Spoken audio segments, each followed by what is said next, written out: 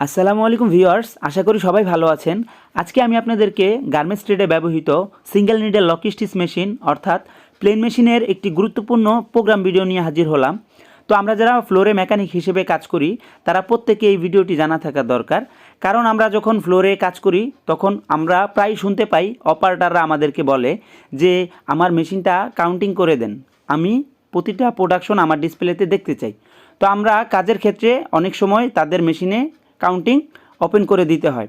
তো আজকে আমি মূলত জুকি, জ্যাক, ব্রাদার এই তিনটি ব্র্যান্ডের মেশিন আমি আপনাদেরকে কাউন্টিং করে দেখাবো। ফার্স্টে আমি যে মেশিনটি কাউন্টিং করে দেখাবো সেটি জুকি ব্র্যান্ডের একটি মেশিন, মডেল নাম্বার হচ্ছে DDL-8700B-7।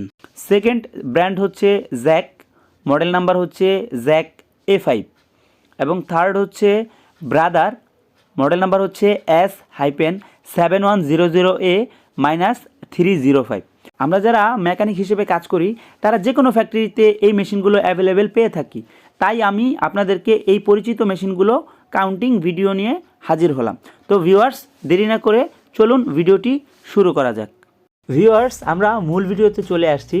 এখন আমরা জুকি মেশিনের কাউন্টিং করে দেখাবো। মেশিনটি পাওয়ার সুইচ অফ করতে হবে। এখন আই বাটনে চাপ দিয়ে ধরে পাওয়ার সুইচ অন করতে হবে। ডিসপ্লেতে যাই লেখা আসুক, আমরা উপর নিচে চাপ দিয়ে 183-তে যাব। 183-তে যাওয়ার পরে আমরা ভিতরে ঢুকবো ইন্টার বাটনে চাপ দিয়ে।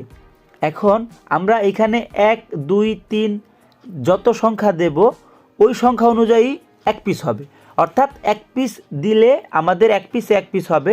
যদি 2 পিস দেই তাহলে 2 পিসে এক পিস হবে, যদি 4 পিস দেই 4 পিসে এক পিস হবে প্রোডাকশন।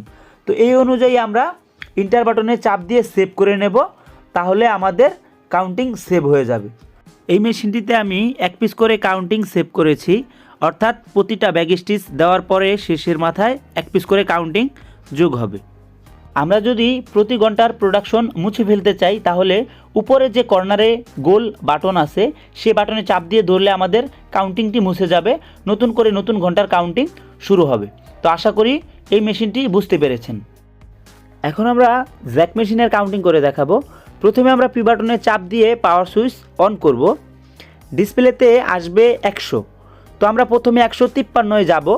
153 আমরা যদি কিনা 1 রাখি তাহলে এক পিসে এক পিস প্রোডাকশন হবে, যদি 2 রাখি তাহলে 2 পিসে এক পিস প্রোডাকশন হবে, আর যদি 4 রাখি 4 পিসে এক পিস হবে। অর্থাৎ 153-তে আমরা যাই রাখবো ঠিক তত পিসে এক পিস প্রোডাকশন হবে। তো 154-তে যেতে হবে। পরে 154-তে যাওয়ার পরে আমরা সবগুলো 9 রাখবো এবং 155-তে যেতে হবে। এরপর 155-তে আমরা 1 করে দেব, অর্থাৎ 155-তে 1 করে দিলে আমাদের কাউন্টিংটি চালু হয়ে যাবে। তো চালু হওয়ার পরে আমরা কিভাবে কাউন্টিং ডিসপ্লেতে আনবো সেটি হচ্ছে পি বাটনে চাপ দিয়ে উপরের প্লাস বাটনে চাপ দিতে হবে সাথে সাথে। তো আমাদের কাউন্টিং চলে আসবে। আমরা প্রতি পিস প্রোডাকশন আমরা ব্যাগ স্টিচ দেওয়ার পরেই দেখতে পাবো।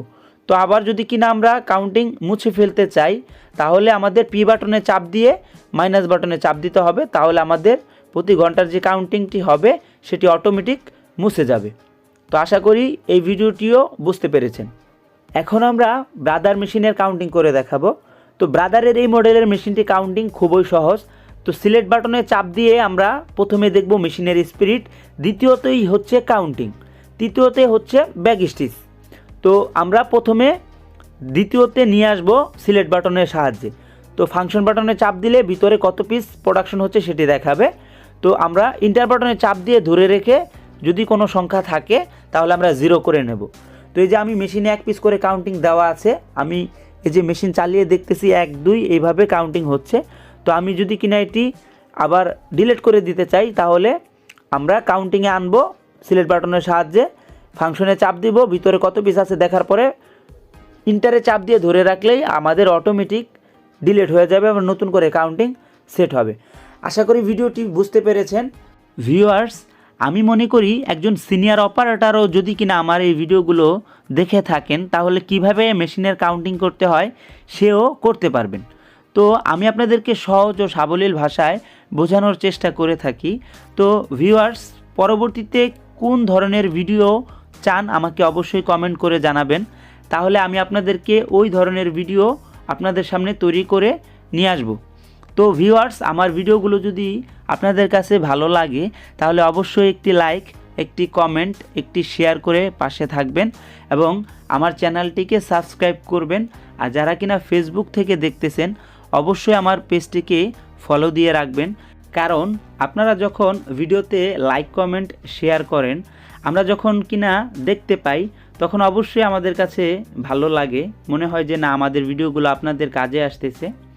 তো ভিউয়ার্স, আশা করি পরবর্তীতে নতুন কোনো ভিডিও নিয়ে হাজির হব। তো এই পর্যন্ত সবাই ভালো থাকুন, সুস্থ থাকুন। সবাইকে আসসালামু আলাইকুম, আল্লাহ হাফেজ।